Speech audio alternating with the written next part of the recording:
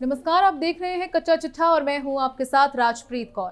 दिल्ली में भयंकर संग्राम जारी है। अभी तक ईडी दिल्ली के मुख्यमंत्री अरविंद केजरीवाल को समन पर समन भेज रही है, तो वहीं दूसरी तरफ अब केजरीवाल के दरवाजे पर एक नई मुसीबत ने दस्तक दे दी है, जिससे केजरीवाल चाह कर भी बच नहीं पाएंगे और उनका पूरा कच्चा चिट्ठा खुलकर सामने आ गया है। क्योंकि केजरीवाल की सरकार में जिस तरह से घोटालों की बाढ़ आई है, उसमें केजरीवाल इस तरह से दलदल में फंस गए हैं जिससे निकलना अब केजरीवाल के बस में नहीं है।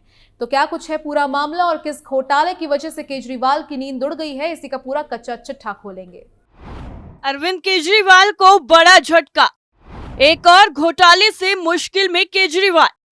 दारू के बाद दवा घोटाले में खुलासा, मोहल्ला क्लिनिक फर्जीवाड़े में मिले सबूत। दिल्ली में केजरीवाल की मुश्किलें कम होने का नाम नहीं ले रही हैं।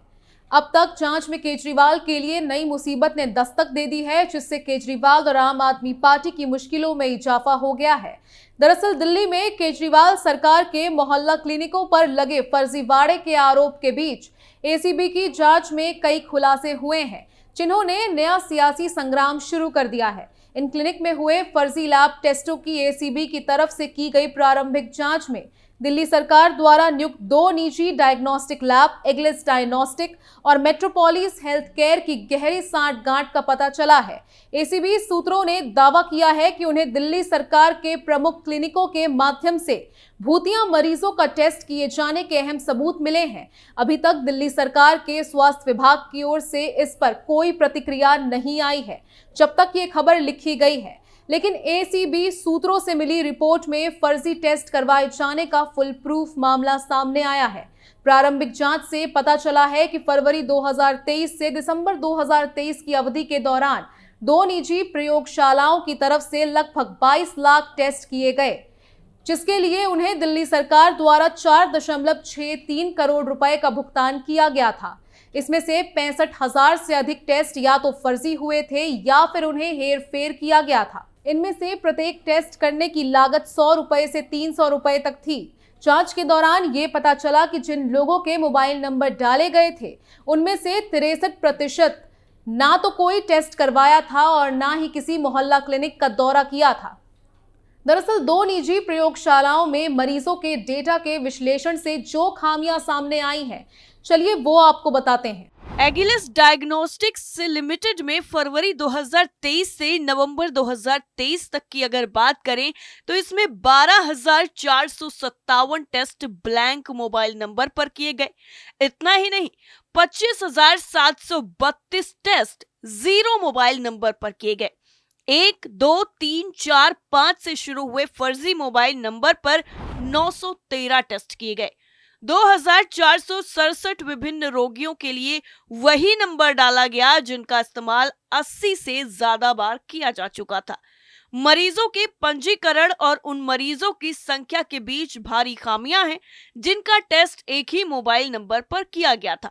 वहीं अगर दूसरी मेट्रोपोलिस हेल्थ केयर की बात करें तो यहां पर फरवरी 2023 से दिसंबर 2023 तक इसमें 6,121 टेस्ट जो किए गए हैं, उसमें विभिन्न रोगियों के लिए मोबाइल नंबर 10x9 का इस्तेमाल किया गया। पूछताछ में पता चला कि ये अवैध और नकली नंबर है। 6,121 टेस्ट जो किए गए उसमें विभिन्न रोगियों के लिए मोबाइल नंबर यही इस्तेमाल किया गया।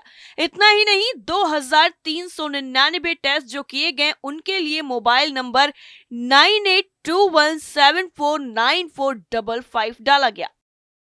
लेकिन पूछताछ में पता चला कि मोबाइल धारक ने कभी कोई टेस्ट नहीं कराया था। 11,350 टेस्ट ऐसे मोबाइल नंबरों पर किए गए जिन्हें विभिन्न रोगियों के लिए 130 से अधिक बार दोहराया गया। मरीजों के पंजीकरण और उन मरीजों की संख्या के बीच भारी विसंगतियां हैं जिनका टेस्ट एक ही मोबाइल नंबर पर किया गया था। एसीबी ने दोनों निजी प्रयोगशालाओं में मरीजों के मोबाइल नंबर का रैंडम टैली सत्यापन भी किया, जिससे पता चला कि बड़ी संख्या में टेस्ट या तो अमान्य मोबाइल नंबरों या ऐसे मोबाइल नंबरों पर किए गए जो मरीजों से संबंधित नहीं थे। मरीजों की जांच से पता चला कि वे कभी भी मोहल्ला क्लिनिक में नहीं गए और ना ही कोई जांच करवाई। ये भी सामने आया कि मरीजों के मोबाइल नंबर के नाम वाली लैब प्रबंधक सूचना प्रणाली LIMS में सुविधाजनक रूप से हेरफेर की गई थी। 2 निजी प्रयोगशालाओं एग्लिस डायग्नोस्टिक लिमिटेड और मेसर्स मेट्रोपोलिस हेल्थकेयर लिमिटेड द्वारा रिपोर्ट में पाया गया कि 2 निजी विक्रेताओं के पास डेटा और सिस्टम सॉफ्टवेयर पर पूर्ण नियंत्रण और पहुंच है, इसलिए डेटा में हेरफेर की संभावना है। आउटसोर्स किए गए लैब विक्रेताओं द्वारा इससे इनकार नहीं किया जा सकता। दरअसल अभी हाल ही में दिल्ली में दारू के बाद दवा घोटाला सामने आया और उसके बाद लगातार इसमें नए नए खुलासे हो रहे हैं। दिल्ली में केजरीवाल सरकार की तरफ से चलाए जा रहे मोहल्ला क्लिनिक में फर्जीवाड़े के आरोपों की सीबीआई जांच का उपराज्यपाल वीके सक्सेना ने आदेश पहले ही दे दिया था। स्वास्थ्य विभाग की जांच से सामने आया कि यहां ऐसे मरीजों को लैब टेस्ट करवाए जा रहे थे जो वास्तव में थे ही नहीं। इन्हें घोस्ट पेशेंट कहा जाता है। ऐसा प्राइवेट लैब को फायदा पहुंचाने के लिए किया जा रहा था। इसे लेकर भाजपा प्रवक्ता सुधांशु त्रिवेदी ने प्रेस कॉन्फ्रेंस की। उन्होंने कहा कि आम आदमी पार्टी आपने दारू के बाद दवा घोटाला किया है। क्या इन मोहल्ला क्लिनिक में सीसीटीवी कैमरे थे? अगर थे तो एक दिन में यहाँ 500 पेशेंट के आने का फुटेज भी होगा। अभी हाल ही में राज्यपाल ने दिल्ली के सरकारी अस्पतालों में नकली दवाएं होने के आरोप पर चीफ सेक्रेटरी नरेश कुमार को जांच का निर्देश दिया था। 23 दिसंबर को लिखे पत्र में उन्होंने मामले की सीबीआई जांच कराने को कहा था। एजेंसी की खबर के मुताबिक एक सूत्र ने बताया कि पिछले साल ये पता चला था कि डॉक्टर पहले से रिकॉर्डेड वीडियो के जरिए बायोमेट्रिक्स अटेंडेंस लगा देते थे और क्लिनिक में आते ही नहीं थे। ये भी पता चला था कि उनकी गैर मौजूदगी में भी टेस्ट और दवाएं प्रिस्क्राइब की जा रही थी। बाद में पता चला कि ये टेस्ट नकली पेशेंट पर किए जा रहे थे। इसके बाद 2 लैब सर्विस प्रोवाइडर्स से दिल्ली के 7 मोहल्ला क्लिनिक का जुलाई 2023 से सितंबर 2023 के बीच लैब टेस्टिंग डेटा का सैंपल लेकर जांच की गई। पिछले साल सितंबर में इन डॉक्टरों के खिलाफ FIR दर्ज की गई थी और उन्हें मोहल्ला क्लिनिक के डॉक्टरों की लिस्ट से बाहर कर दिया गया था। एक अधिकारी ने बताया कि इम्पैक्ट असेसमेंट स्टडीज में सामने आया कि इन 7 मोहल्ला क्लिनिक में 11,657 रिकॉर्ड्स ऐसे पाए गए जिनमें पेशेंट का मोबाइल नंबर 0 लिखा गया।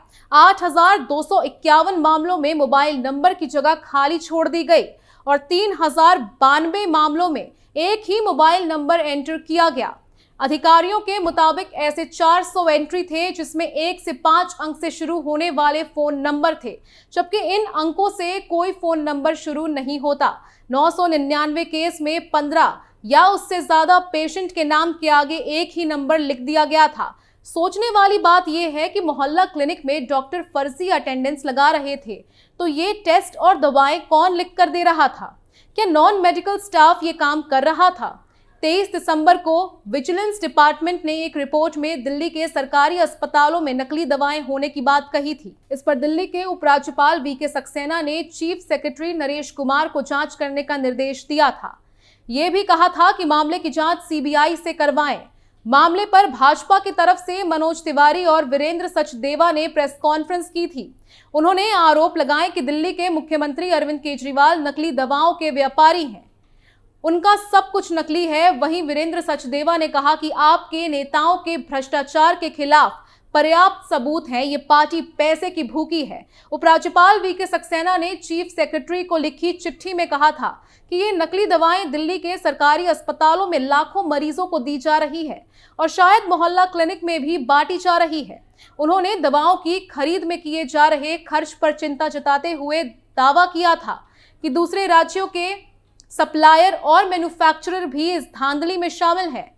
सक्सेना ने विजिलेंस डिपार्टमेंट की रिपोर्ट के हवाले से कहा था कि सरकारी लेबोरेटरी में जो 43 सैंपल भेजे गए थे, उनमें से 3 सैंपल क्वालिटी टेस्ट में फेल हो गए हैं, जबकि 12 रिपोर्ट अभी आनी बाकी है। इसके अलावा प्राइवेट लैब को जो 43 सैंपल दिए गए थे, उनमें से 5 सैंपल क्वालिटी पर खरे नहीं उतरे।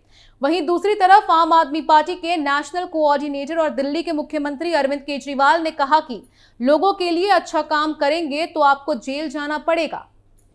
केजरीवाल ने ये बातें पार्टी की 12वीं राष्ट्रीय कार्यकारिणी की बैठक में कही।